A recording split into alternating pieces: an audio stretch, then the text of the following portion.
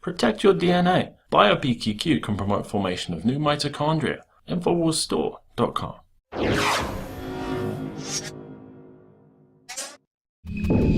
Well, here at Infowars, we've been pretty busy. There just simply are not enough of us to call out the mainstream media and all of their bull. People like Don Lemon and this Kristof character, Nicholas Kristof, at the New York Times, they are having a field day talking about how Donald Trump is a liar and a crackpot. They're the crackpots. I just want to lay that out there. But Donald Trump, no joke, has had a really huge week and massive tasks in front of him. I want to take you through one Politico article that talks about what he's doing and the freezing that's taking place, and specifically just this first paragraph of this article. It's so incendiary and provocative and ridiculous. It talks about how Donald Trump's first 7 days were met with unapologetic falsehoods.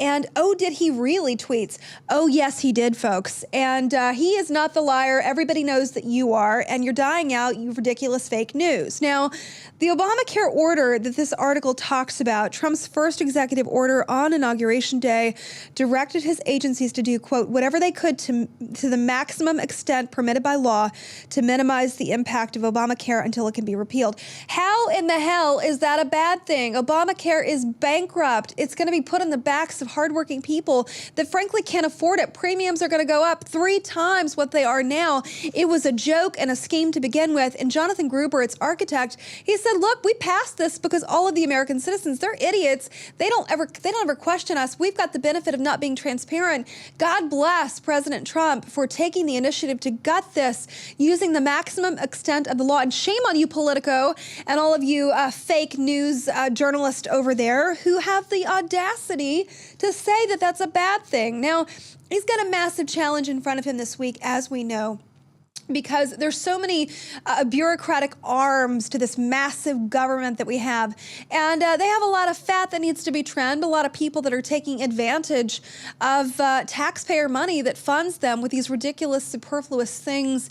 And I want to take you to the VA because we know that the VA, it has one job, folks. It's to take care of some of America's most precious citizens, our veterans. And the cleanup of the VA, it's inherently corrupt. It has all of these employees in it that have no accountability. And we know that he is facing a massive challenge in cleaning up the VA. Now, I found this article. It was on the Daily Caller.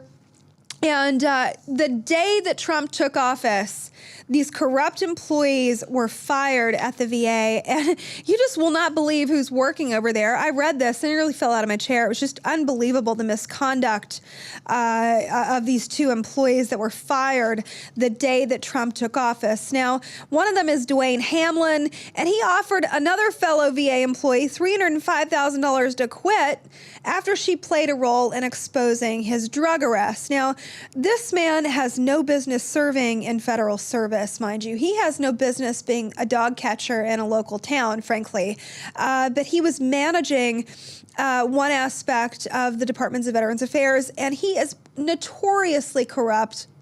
Obama did nothing.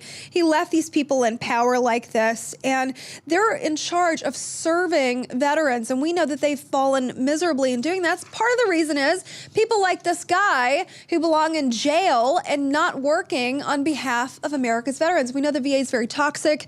Another organization that we know is quite toxic, no pun intended, because they're responsible for identifying toxicity, especially in our atmosphere, is the EPA. And Obama, in his last week of office, was handing out checks right and left like it was Christmas. The EPA got one. We know that there has been a hiring freeze, effective under President Trump. The agency, it has frozen communication in that it's not losing any money that it was awarded. But what it is doing is these ridiculous, superfluous projects that inhibit and impair business, Trump is saying no more. Now, I want to take you to one quote that I found that was of particular interest to me. This article was written by James Briggs. This is not unprecedented as a new administration needs time to assess its purpose, effectiveness, and necessity. of grant dollars. And we know that grant dollars are precious, they're hard fought. And the EPA, for a long time under President Obama, the past 8 years, has just been expecting these handouts year after year after year. And, you know, it kind of makes me sick a little bit, the treachery of some of these bureaucrats wasting hard-earned money on things that we don't need. So good for him. He's putting a stop to that.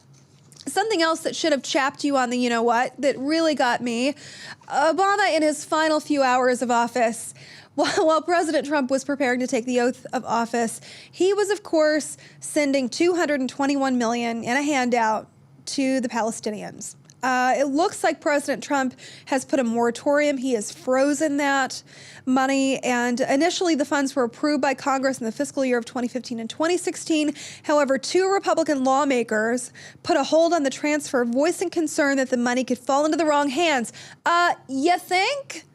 We got a president who was supporting terrorism. That's what it comes down to. And Tulsi Gabbard, she's a Democrat, and frankly, God bless her. She is in Congress. She's a congresswoman from Hawaii. She just came back from Syria, and she said, look, there was no question that the Obama administration was funding al-Nusra, al-Qaeda, and ISIS, and they're killing innocent civilians. It looks like we've got somebody in charge that's finally stepping up and saying, we really need to question who we're giving money to because it's falling into the wrong hands.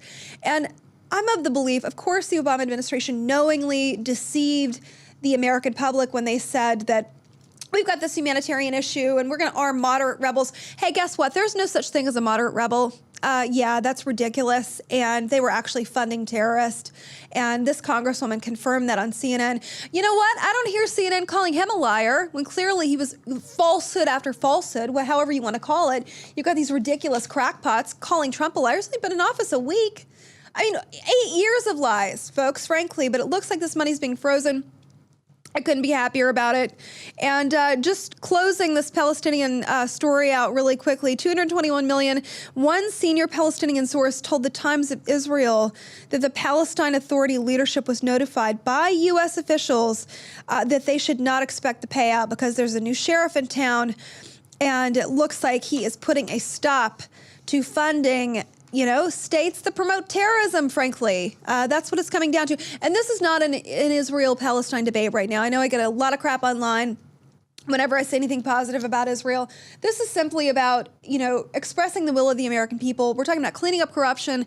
We don't want to support terrorism any longer because, that's frankly freaking ridiculous. And we don't want the EPA wasting buckets and buckets of money and not producing any results on anything and producing these ridiculous studies that inhibit business. Now, I want to take you to another controversial thing that Trump is doing.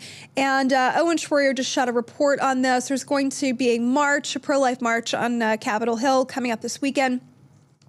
NPR, and I took NPR's take on this because they are so freaking ridiculous that, I just want to read you this headline. Trump bans U.S. funding for groups that promote abortions overseas. They're not promoting abortions, folks, overseas. They are committing and perpetuating abortions overseas. We've got this foreign government aid that goes out. It's U.S. taxpayer dollars that provide abortions to women overseas. Now, these, of course, are women in very poor areas, extremely impoverished parts of Africa. Namely, according to this article, it features a woman in Kenya at a clinic getting instructions over her cervix. Love the cover of that. We know that Planned Parenthood, they don't provide the maternal care that they say that they do. There was an undercover sting done last week, and I forget her name, but she exposed them for what they were. They're an abortion services provider. And Obamacare, as we know, is one of the #1 funders of places like Planned Parenthood, because if you need an abortion, you frankly go to Planned Parenthood. And Obamacare was responsible for funding most of that. Now, that has ridiculous freaks like Ashley Judd up in arms. Just absolutely. I'm from Kentucky. I am so ashamed that this woman is from my state. And when we saw this video, we had to pull it for you because, you know what? She has been at the forefront of abortion advocacy groups in Washington. She has totally frickin' lost her mind. Take a look at what she had to say. Ashley! My name is Ashley Judd. Ashley Judd is here. And I am a feminist. And I want to say hello to Independence Avenue in the back, all the way down to 17th Street. Wow. And I bring you words from Nina Donovan, a 19-year-old in Middle Tennessee, and she has given me the privilege of telling you what she has to say. I am a nasty woman. You know, I didn't say it, folks. She did. What a nasty, nasty woman that Ashley Judd is, literally.